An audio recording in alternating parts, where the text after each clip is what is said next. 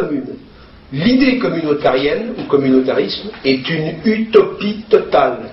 Depuis 5000 ans, on n'a jamais vu, il n'y a pas un seul exemple d'une société multiethnique ou d'une société communautariste avec des communautés juxtaposées qui fonctionne sans guerre civile permanente.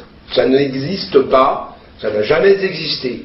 Et c'est maintenant que les Européens veulent construire ce modèle. On dit toujours l'Amérique.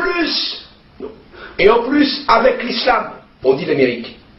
Mais premièrement, l'Amérique, c'est un territoire gigantesque. Ouais.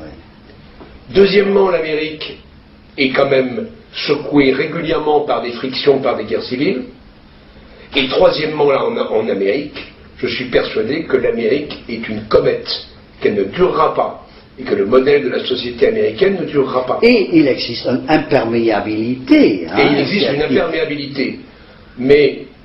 Et c'est un État policier. C'est un État policier, mais ça ne peut, à mon avis, ça ne durera pas. Parce qu'on ne pourra pas longtemps, pendant des centaines d'années, faire coexister des WASP, des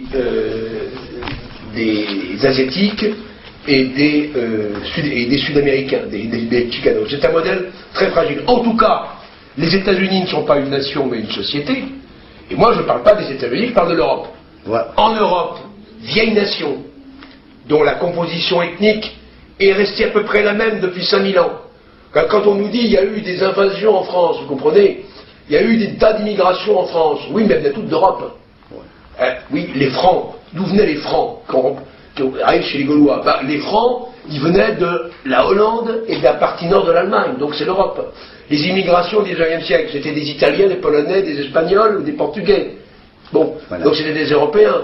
Bon, mais ça n'a rigoureusement rien à voir avec ce que nous vivons aujourd'hui. On vit en Europe, maintenant, où on voit arriver des Africains.